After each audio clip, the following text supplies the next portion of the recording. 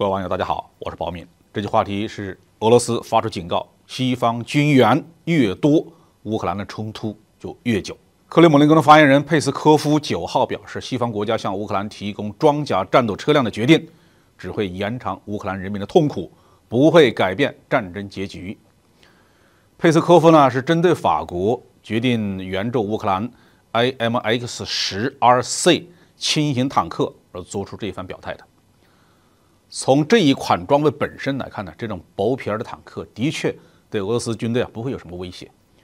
这一款轻型坦克在法国索米尔坦克博物馆有公开的展品，它采用6个橡胶轮胎，但都不会左右转。要想拐弯的话呢，必须像坦克一样用两边车轮的差速来实现。而一般的轮式战车都是可以像卡车一样的通过方向盘的左右打方向的。AMX-10其实呢是一种轮式坦克。但你说它是坦克吧，它的装甲就非常的薄，不要说被俄军坦克的炮弹打中，就是被乌东民兵的高射机枪、穿甲弹扫射，都有可能被打得像筛子一样。AMX-10的主要优点是什么？是车体很轻，机动灵活，它可以在对手发现它之前就进入作战位置，侦察情报，远距离的开火，打了就跑。这倒是非常符合法国陆军的定位和战术风格。区区几辆薄皮轮式坦克，可能在一场战斗中就消耗完了。就算是延长了乌克兰人民的战争痛苦，顶多也就是1-2天而已。乌克兰战争呢，已经进入到第2个年头，谁还在乎多出来这1-2天呢？实际上呢，俄罗斯敲打法国是有深意的，他希望法国政府不要再追随美国，没完没了的向乌克兰当局提供军事援助，更希望法国退出美国的反俄阵营，停止对俄罗斯的经济制裁和封锁。要说法国和俄罗斯之间的关系，虽然当年拿破仑曾经入侵俄罗斯并且惨败而归，但这个并没有导致俄罗斯和法国的长期的仇恨。相反，为了对付共同的敌人德国，两国之间合作的时候居多。一战期间，法国和沙俄是盟友；二战期间呢，戴高乐领导的自由法国流亡政府与苏联还是反法西斯同盟啊。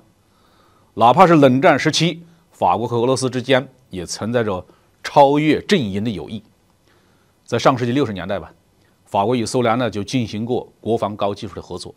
当时法国想冶炼高性能的坦克炮的炮钢，但是因为美国对戴高乐政府的独立自主颇为不满，强令德国莱茵金属公司不准向法国提供帮助。结果是苏联向法国提供了先进的电渣楼，帮助了法国人。冷战结束以后呢，法俄关系也相当的热络。俄罗斯一度打算向法国购买2艘西北风级的2栖攻击舰，法国政府对这一笔交易呢也欣然同意。又是因为美国政府的反对，让这场交易呢泡了汤。所以在俄罗斯看来呀，法国应该是一个可以争取的对象。因为美国组织西方国家集体对俄罗斯实施全面的制裁，对法国的国家利益是不利的。法国地理位置比较靠南，气候温暖，但是冬天照样要烧暖气。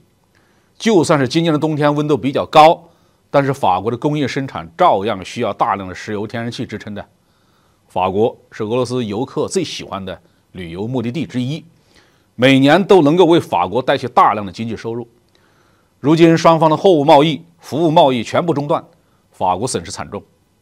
法国政界上上下下早就清楚这个现实，但是却没有办法扛住美国的压力。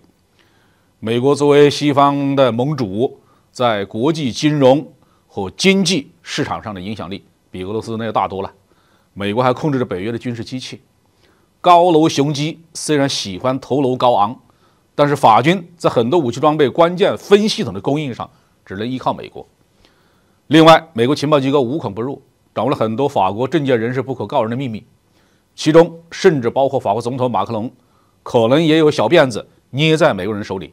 在这种情况下，俄罗斯对法国的警告恐怕是只能让法国政府今后继续向乌克兰提供军事援助的时候呢，稍微的犹豫一下而已。要想让他彻底的割断同美国的联系，可能性是很小的。好，这期话题我们就说到这里。